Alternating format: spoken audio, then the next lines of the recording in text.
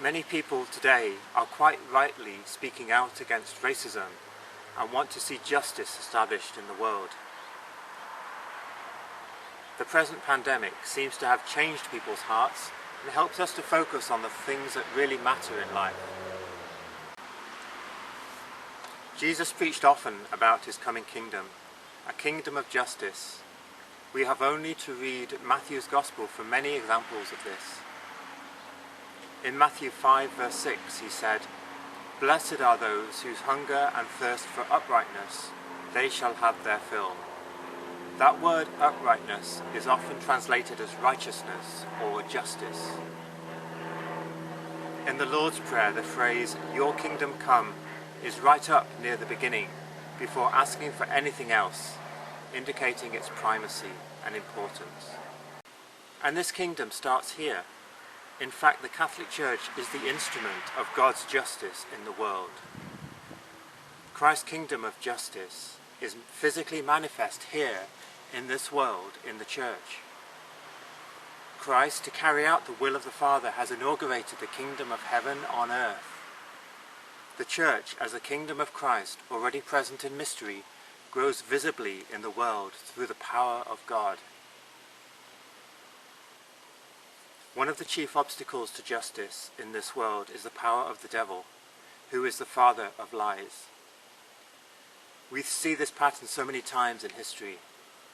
Truth leads to justice, whereas lies lead to injustice. In order to satisfy their greed, the empires of Europe enslaved Africans and had them work on their plantations in the Caribbean. They justified this by promulgating the lie, the terrible lie that black people were inferior, some even claiming that they were lower down in the evolutionary ladder. These lies have prevailed even into our present time and are still being addressed today. Slavery was once part of the culture of the European empires. Let's think about that. It was part of the culture, the everyday life. At one time it was perfectly acceptable and a normal part of daily living to own a black slave if you were British. It took the work of John Simcoe, William Wilberforce and many others to change that culture and abolish slavery in the British Empire. Their opponents would cry out that it would affect the British economy if slavery were abolished. That was a lie. And in fact, within 100 years of its abolition, the British Empire went on to become the most powerful empire the world had ever known. Now we see this same pattern in the pro-life movement. Biologists, who are the experts on the subject, tell us that life begins at conception. Hence, this is the truth. Life does begin at conception. Yet abortion is prevalent throughout the world because of the propagation of the lie that a fetus is not really alive, but is simply a part of the mother's body, like her appendix. This is a lie, and so babies who should have a right to life are killed. Now, though we may know the truth, we also need to learn how to communicate it.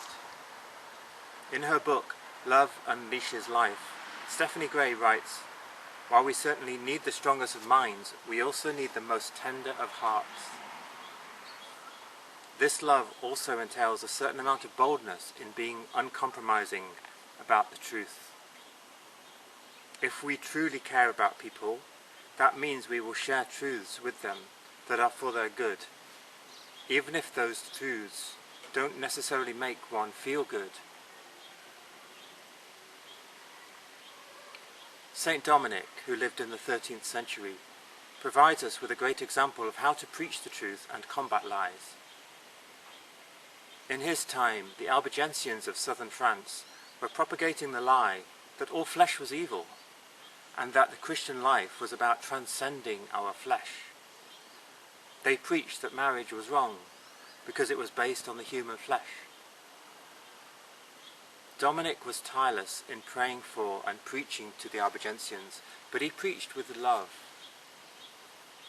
Also, as a mendicant friar, he and his followers lived a life of poverty and simplicity, travelling by foot rather than on horseback. As a result of all this, he was very effective in overcoming the lies and changing the culture of his time. So we can see the examples of many people in the past. And we today need to learn to keep our eyes and our ears alert for the lies of our time and to speak out against them.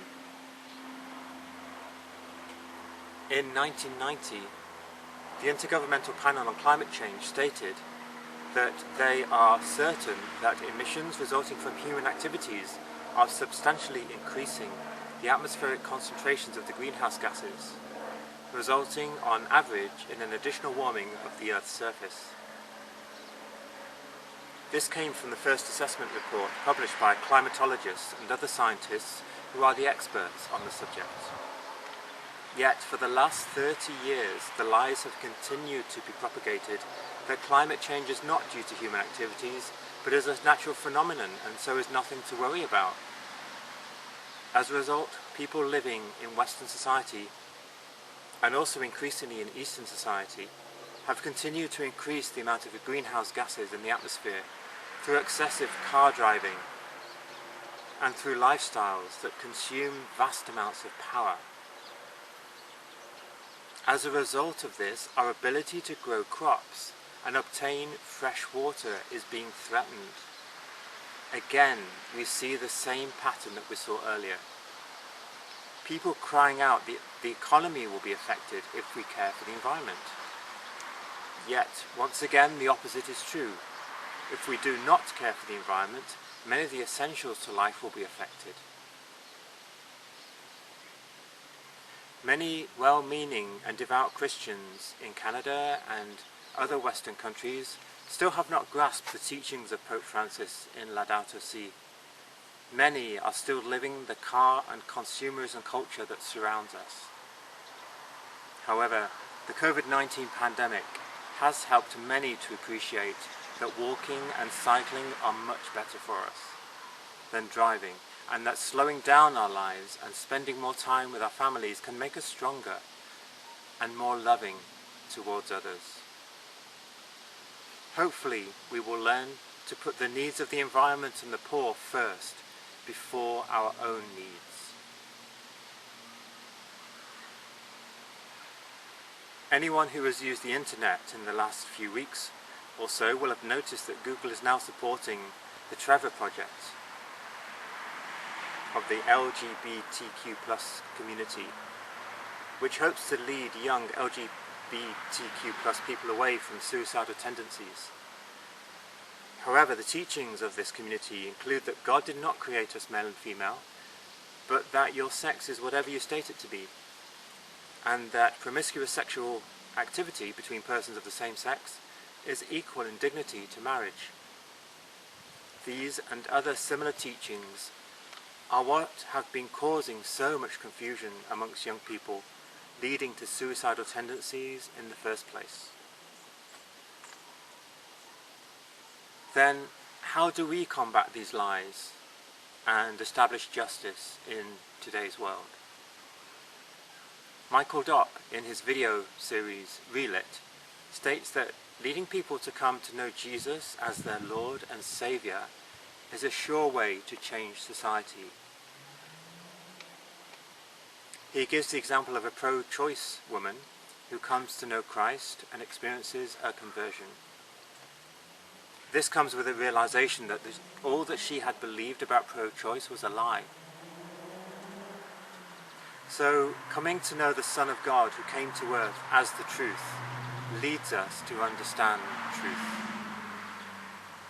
This is what will help to establish justice in our society, whether that be racial justice, climate justice, justice for the unborn, or justice for those struggling to understand homosexuality.